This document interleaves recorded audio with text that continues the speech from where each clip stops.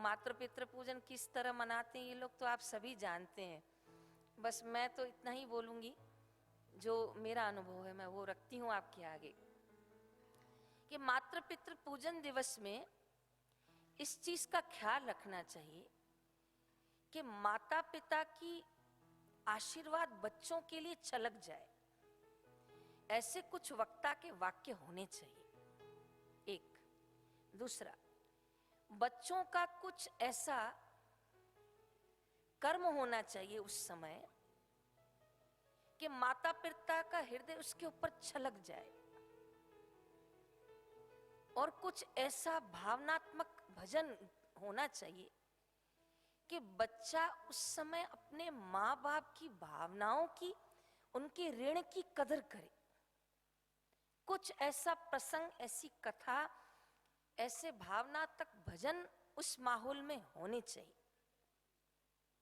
जयराम जी की जैसे एक अनुभव बताती हूँ। हमने एक बार मातृ पितृ पूजन किया था, तो उसमें हमने पूजा कराने के बाद बच्चों को बोला, जैसे हम लोग पूजा आरती करते हैं ना, तो आखिरी में कहते हैं ओम तम नमामि, बोलिए तो हरिम परम। गुरुदेव से क्या मांगते हैं? क्षमा मांगते हैं कि जाने अनजाने हमसे कोई गलती हुई हो तो गुरुदेव हमें माफ करें। तो इसी तरह हमने बच्चों को कहा था कि आप कई बार इनके साथ ऊंची आवाज से बोलते हो, तो कहाँ बोलते हैं। तो कार से बोलते हो? हाँ बोलते हैं। इनकी बातों को काटते हो? हाँ काटते हैं।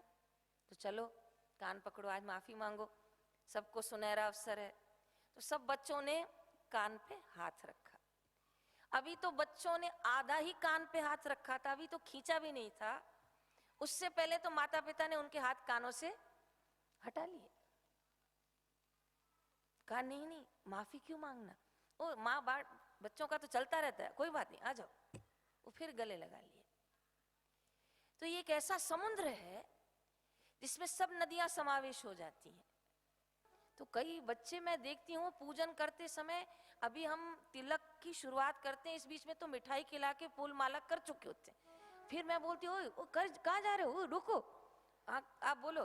फिर वो आराम से बैठे रहते हैं, रुकते ही नहीं है।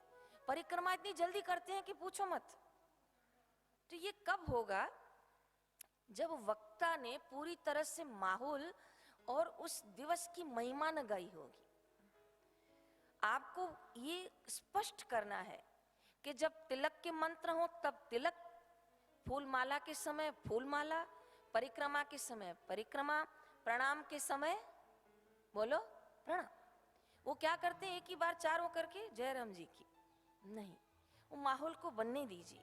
ये माहौल का निर्माण होना ही बाल संस्कार केंद्र के वक्ता का प्रमुख सेवा है।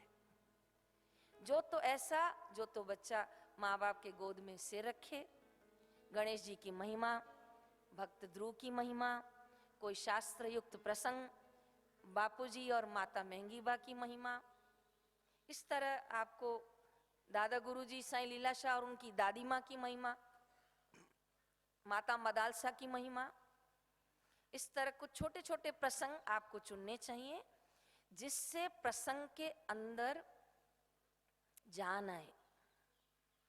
मनाने के बाद माँ बाप और बच्चों को ऐसी अनुभूति होनी चाहिए कि इनके बीच में जो छोटी मोटी गांठें थी, जो छोटी मोटी दूरी थी, वो आज पूजन के बाद बोलिए खत्म हो गई।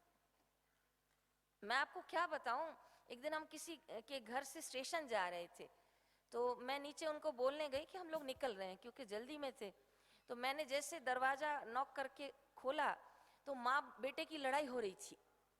तो मुझे देख के दोनों चुप हो गए और मैं भी चुप हो गई कि अब मैं ऐसे टाइम पे आ गई थी, मैं क्या करूं। तो मैंने उनको कहा माता जी मैं निकल रही हूँ। तो कहा हाँ बहन जी अच्छा हुआ आए, नहीं तो 60,000 ले रहा था मेरे से। तो 60,000 क्या करेगा, आज रात को पार्टी करने वाला है। 60,000 की पार्टी? वो पर्स ऊपर था, माँ इस हाथ में कर रही थी, बेटा उस हाथ में, पर्स के लिए दोनों लड़ रहे थे। तो मैं आई तो पर्स लेके बाहर आ गई। तो फिर मैंने उनके बेटे को पूछा कि 60,000 की कोई पार्टी होती है? बोले कम है, मैं तो 1,20 मांग रहा था, इसी ने 60 किया। तो मैं हैरान हो गई, मैंने कहा 1,20,000? हाँ कम है, आप तो समझाओ 1.5 लाख देना चाहिए इसको। तो मैं कहा बहन जी मैं जा रही हूँ भाई जयराम जी की कैसा है। तो वो नीचे आके बताएं कि दोस्ती के कारण बिगड़ गया है। तो ऐसे प्रसंग जहां बच्चे क्यों बिगड़ रहे हैं, कुछ ऐसी नाटिकाएं, कुछ ऐसे प्रसंग आपकी वाणी के द्वारा, माध्यम के द्वारा छोटे छोटे बच्चे उनको समझ आ जाए कि मातृ पितृ पूजन क्या है। अंतिम बात, मातृ पितृ पूजन में कई बड़े बच्चे आते हैं और कोई छोटे छोटे बच्चे भी आते हैं। इतने छोटे छोटे होते हैं कि माता पिता उनकी उंगली उठाकर खुद को तिलक लगवाते हैं। क्यों, क्या करे, उसको पता ही नहीं अनामिका क्या है, तो बच्चा बच्चा इसमें लगा तो वो इससे लगाता है। लेकिन इतने छोटे छोटे बच्चे जिनको पूजन करना नहीं आता है, पर वो फूल माला ऐसे ही डाल देते हैं, फूल डाल देते हैं, लेकिन ये समझना कि साल 2 साल में वो खड़े हो जाएंगे, इसलिए उनको भी बिठाया करो। जैसे एक बार बंबई में एक नाटिका की थी, काले काले मच्छर बने थे उसमें, पता नहीं क्या था, हाँ तुलसी पूजन था ना, तो मच्छर बने थे उसमें, और तुलसी माता जो है वो उनके रखने से मच्छर भाग जाते हैं, ऐसी कुछ नाटिका थी। तो जो छोटे छोटे बच्चे थे ना, तो उसमें मच्छरों ने जो आवाज की थी ना, वो उनको निकालना आ गई। पूरी नाटिका उनके पल्ले नहीं पड़ी, पर उनको ये पल्ले पड़ गया कि ये मच्छर कैसे आता है, तो वो वैसे ही आने लग गए। और इतना समझ में आ गया कि तुलसी आएगी तो मच्छर, बस शुरुआत इसी से तो करनी है।